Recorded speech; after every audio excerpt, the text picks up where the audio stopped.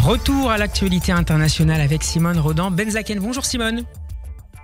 Bonjour Steve. Et merci de nous rejoindre. Vous êtes la directrice Europe de l'American Jewish Committee et vous êtes de retour aujourd'hui d'un voyage aux États-Unis où se poursuit l'Assemblée générale annuelle des Nations Unies. Simone, que retenez-vous des réunions auxquelles vous avez participé en tant que responsable Europe de l'IJC, notamment lorsqu'il s'est agi de discuter d'Israël et de la crise actuelle entre Israël et le Hezbollah au Liban? Alors merci Steve de me poser la question. Alors tout simple, premièrement, c'est une tradition que l'AJC a, c'est-à-dire que tous les ans lors de l'Assemblée générale des Nations Unies, nous avons des rendez-vous, des réunions bilatéraux, un peu comme la ministre des Affaires étrangères ou les chefs d'État présents. Donc dans la semaine, on a cette année, je pense un peu plus de 90 réunions bilatérales et moi, je m'occupe de la partie européenne. Et ce que je retiens malheureusement avant tout, c'est le titre du livre de Bernard-Henri Lévy, Solitude d'Israël. Qui a été traduit en anglais, je crois. Exactement, et qu'il a d'ailleurs, il a fait la promotion juste la semaine avant de l'Assemblée générale des Nations Unies, et il pourrait pas être plus juste parce que effectivement, on se retrouve dans une situation où tout ce qui devrait être clair pour tout le monde, c'est-à-dire qu'Israël fait en réalité face à une guerre existentielle, que en réalité cette guerre c'est d'une certaine manière la même guerre qui est aussi menée à l'Ukraine, parce que au fond elle est celle menée par les autocrates, par les terroristes du monde entier contre l'Occident.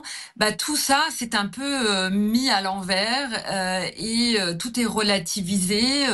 On parle souvent des 7 fronts militaires auxquels Israël fait face, mais en réalité, il y a un 8e front, et c'est celui de l'incompréhension, c'est celui de l'instrumentalisation du droit, c'est celui de l'instrumentalisation des institutions internationales, et il y a extrêmement peu de clairvoyance et de clarté morale. Et de ce point de vue-là, le 7 octobre n'a rien changé. Se retrouver dans les années 30. Pardon, excusez-moi. Je m'excuse, de ce point de vue-là, le 7 octobre n'a rien changé.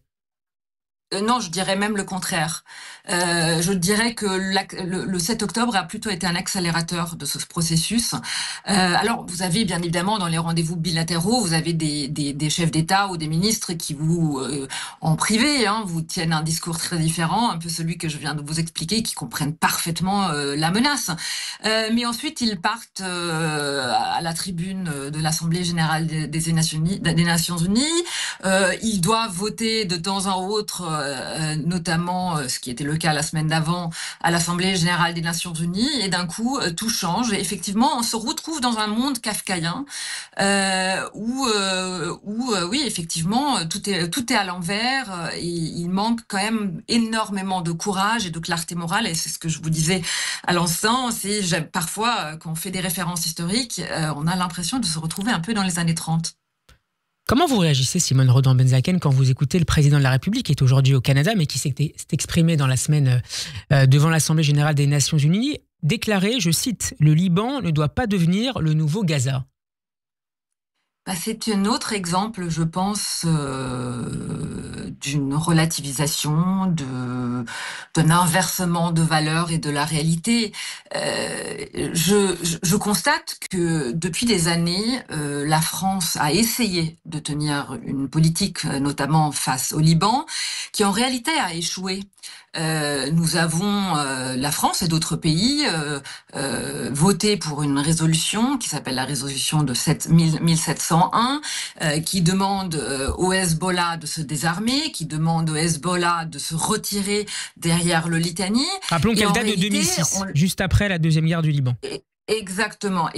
Et en réalité, qui n'a jamais été renforcé. Nous avons l'UNIFIL qui est présent au Liban, avec aucune capacité et aucune force d'agir. C'est-à-dire, il y a des armes qui passent devant leurs yeux quasiment tous les jours, sans aucune capacité d'agir. Depuis le 8 octobre, où le Hezbollah a déclaré la guerre à Israël, que tous les jours, il y a des roquettes et des drones qui sont envoyés sur Israël.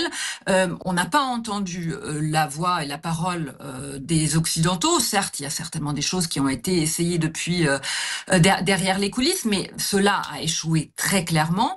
Et de se réveiller ensuite 11 mois et demi plus tard pour mettre l'intégralité de la faute sur Israël, de nouveau considérer qu'il faut exercer la pression uniquement sur une partie, alors que toute la politique précédente a échoué, je pense qu'on se trouve malheureusement de nouveau, encore une fois, dans un inversement de valeurs et de réalité, clairement. Et Merci. si je peux juste me permettre une autre D'un chose, mot, Simone.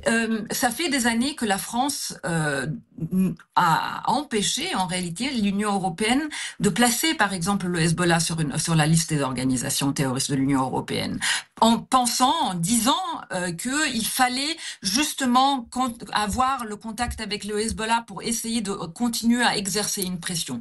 Tout cela a échoué.